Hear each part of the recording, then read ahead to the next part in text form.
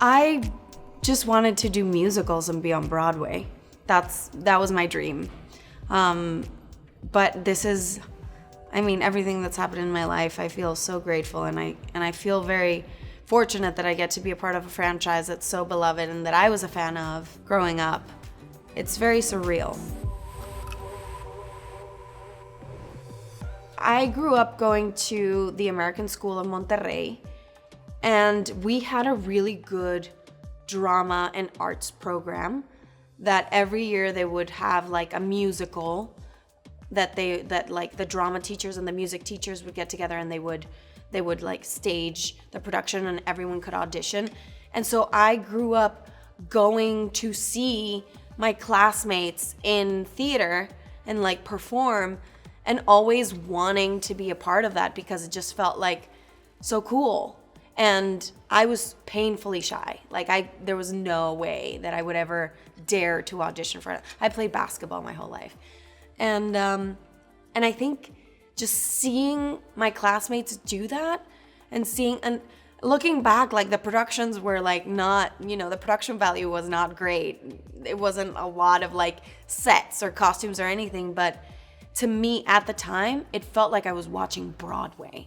Like it felt that big. And I would be a little like fan in the hallways watching like the middle schoolers and high schoolers that were in the show. I'd be like, oh my God, he played or she played. And I was like, I want that feeling that they're creating in me. I want to make other people feel that way.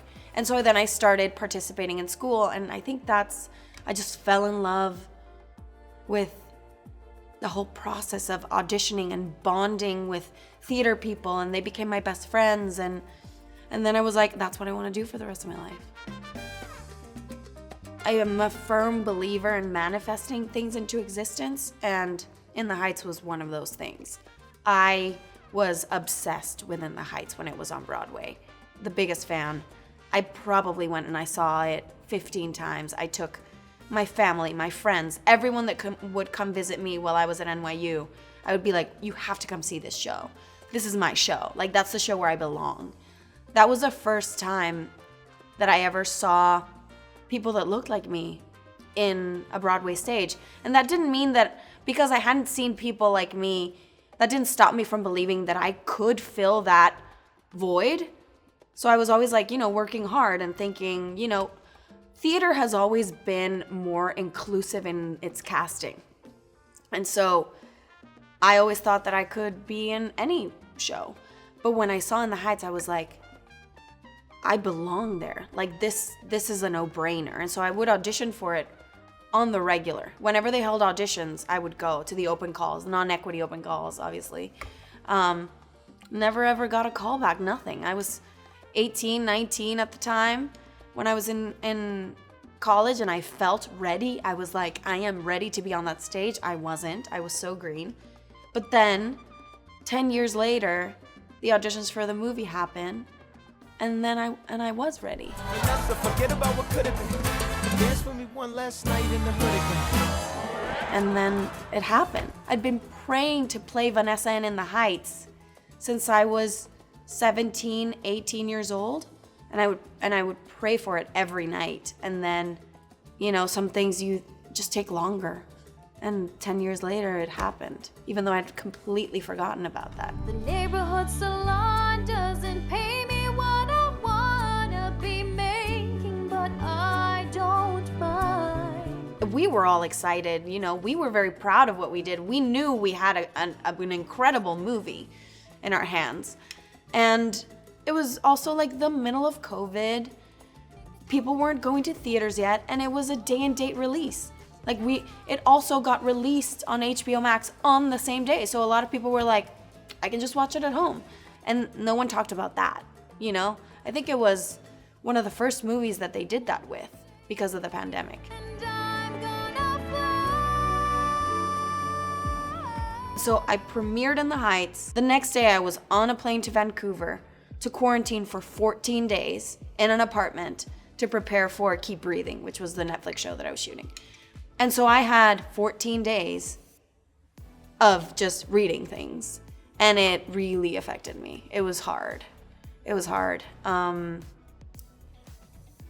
But it also taught me a huge lesson. It taught me that I have no control over what happens when a movie comes out or when a show comes out. The only thing I have control over is my experience and my feelings while making it, and if I'm proud of it.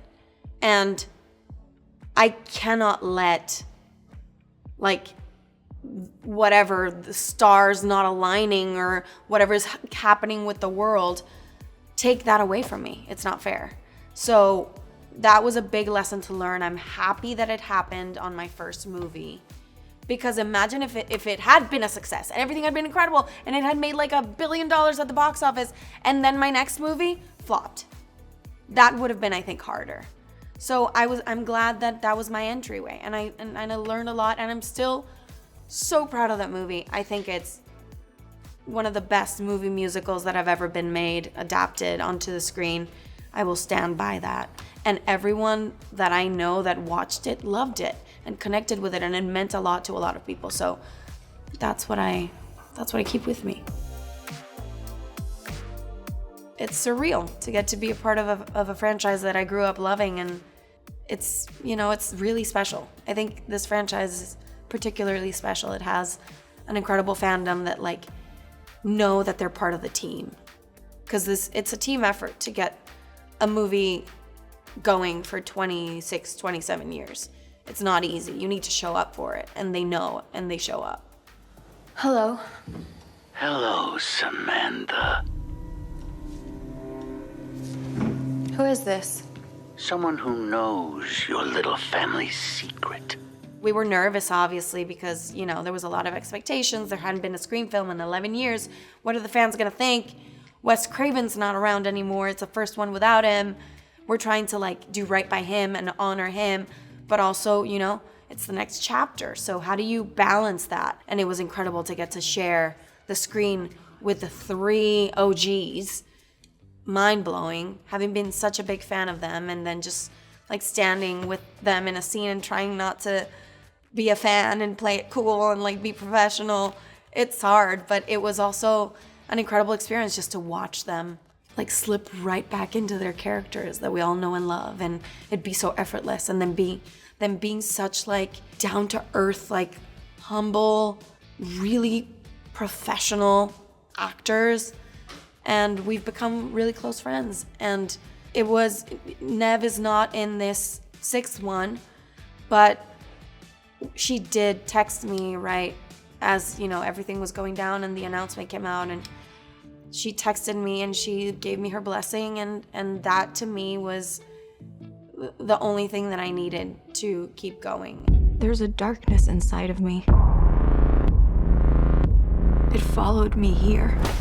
I'm very happy that we get to know Sam a little bit more in the 6th movie, because all these characters that were introduced in the 5th one, you didn't really get to know them. It was just they were thrown into the ring and it's chaos.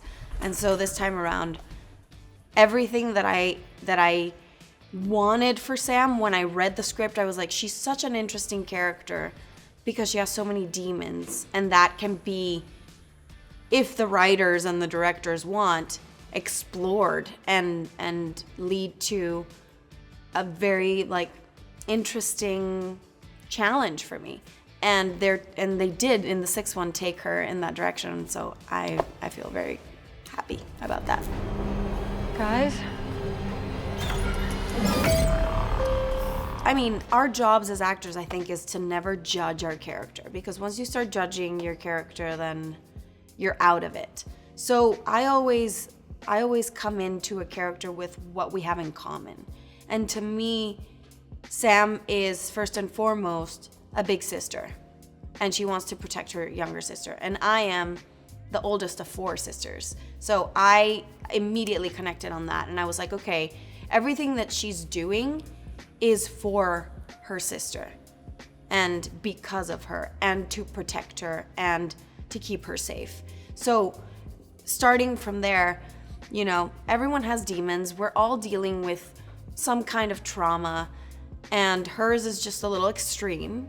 Being the daughter of a serial killer, I can't imagine the kind of pressure that is. But I don't think that that's what that's what I play. I think I play just her being a loving sister who's always had voices in her head that confuse her and that keep her from opening up to people, and that make her like want to build an armor around herself and not really connect with anyone so that she doesn't end up hurting them. So I think I mean, for me, I love that mental health is at the core of this, and that we get to see her in therapy in the sixth movie. I think that's super important for anyone that's trying to like heal and get over some past trauma and stuff like that. We're too high up. We can't get down from here.